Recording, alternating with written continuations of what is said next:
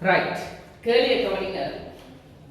C1 mole decimetre minus three செறிவுடைய CS3 COONA நீர்க்கரசலின் V1 centimetre cube. Right.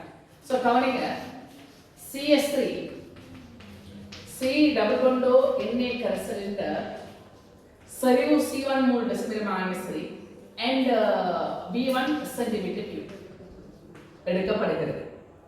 அடுத்தது கவனிங்க, இனுள் C2 mole decimetre minus three செறிவுடைய H2SO4 கரைசலின் V2 சென்டிமீட்டர் கியூப். ரைட்.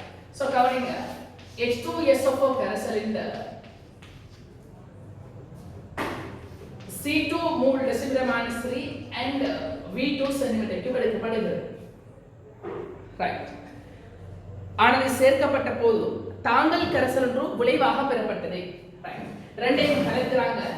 விளைவாக்கப்பட்டது தாங்கல் கரைசல் என்று சொல்லப்படுது. விளைவாக்கப்பட்ட கரைசல் என்ன? தாங்கல் கரைசல் என்று சொல்லப்படுது. ரைட். கேட்கக்கூடிய கேள்வி, இந்த தாங்கல் கரைசலின் pH பெருமானம் என்னவாக இருக்க முடியும்? இந்த தாங்கல் கரைசலின் pH பெருமானம் என்ன என்று சொல்லி கேள்வியாக கேட்கிறோம்.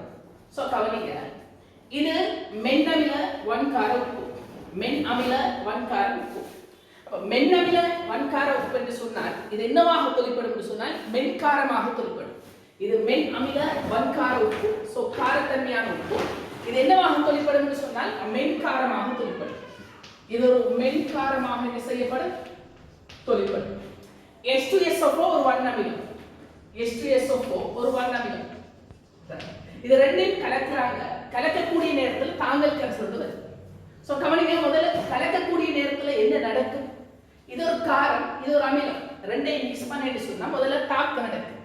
முதல்ல என்ன செய்யும்? தாக்கு நடக்கும். எப்படி தாக்கு நடக்கும் என்று சொன்னால் CS3 C=NA சக H2SO4. ரைட். சோ தாக்கு நடந்து என்ன உண்டாகும்? H+ CS3 C=- ஓட சேரும். இந்த H+ CS3 C=- ஓட சேரும். அப்ப என்ன உண்டாகும்? CS3 C=H உண்டாகும். அதே போல இந்த SO4 Na+ சேரும். Na2SO4 உண்டாகும். Na2SO4 உண்டாகும். ரைட். அடுத்தது கவனிங்க. இந்த இடத்துல 2 sodium. So 2 sodium. 2 CS3 C=- இருக்குது. So 2 CS3 C=OH. Right. So இந்த தாக்கு விளைவு. கேள்வியில சொல்றாங்க தாங்கல் கரைசல் வந்தது. தாங்கல் கரைசல் வந்தது என்று சொன்னா என்ன அர்த்தம்? தாங்கல் கரைசல் வந்தது என்று சொன்னா இந்த மென்னமிலம் வந்திருக்குது. இந்த மென்னமிலம் வந்திருக்குது. அதே போல தாங்கல் கரைசல் சொன்னா என்ன? மென்னமிலமும் அம்மென்னமிலத்தின் வன்கார உப்பு. தாங்கல் கரைசல் சொன்னால் என்ன அர்த்தம்? அதுல என்ன இருக்குது? மென்னமிலமும் இருக்குது, அம்மென்னமிலத்தின் வன்கார உப்பும் இருக்குது. மென்னமிலமும் அம்மென்னமிலத்தின் வன்கார உப்பு. அம்மென்னமிலத்தின் வன்கார உப்பு CS3 C=NA.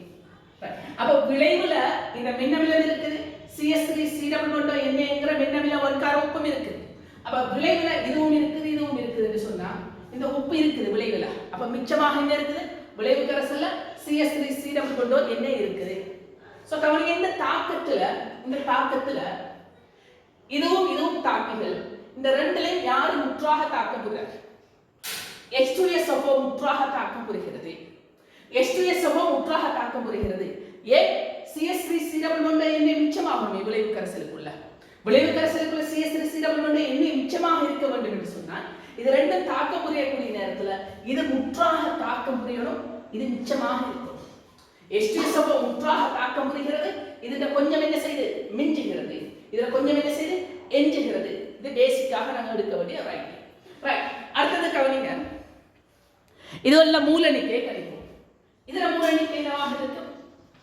CS3 C=NA மூலனிக்கை என்ன இருக்கும்? N=C C1V1 C1V1 மூலம் இருக்கு. H2SO4 மூலனிக்கை என்ன இருக்கும்?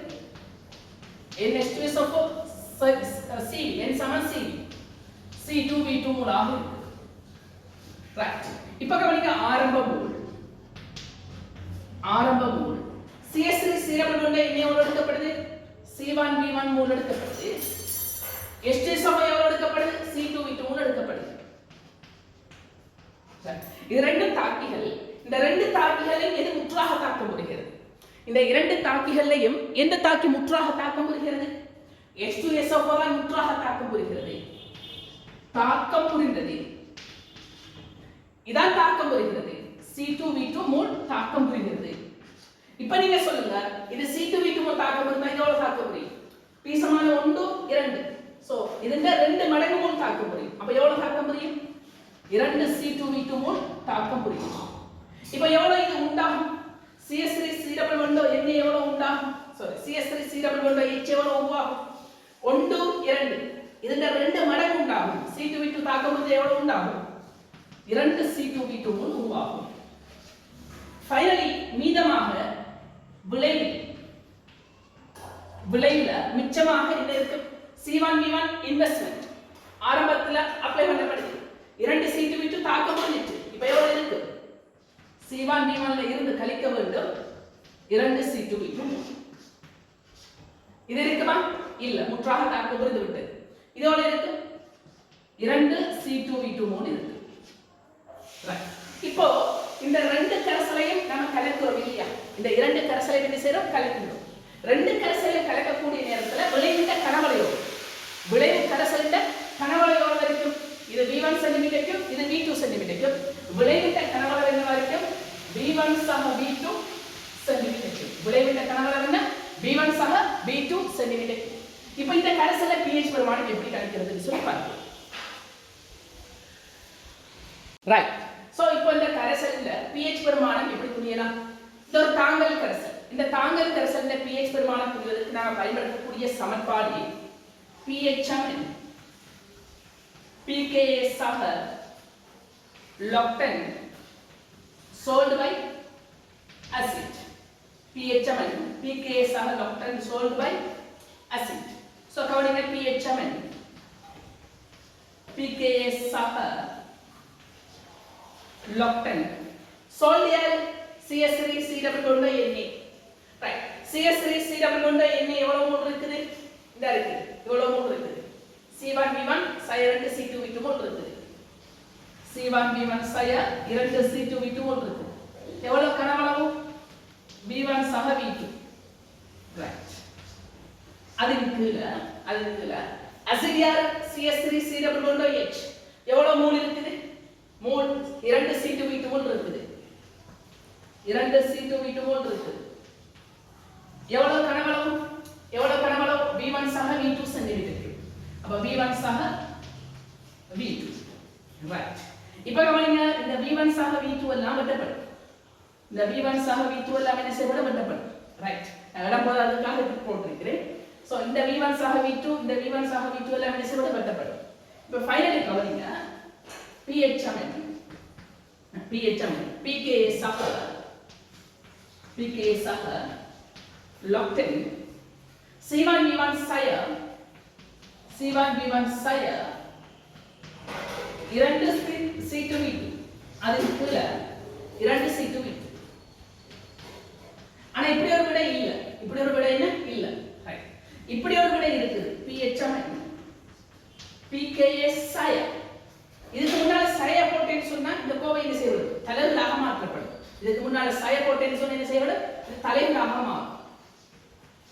loctane தலைகளாக மாறினா என்ன வரும்?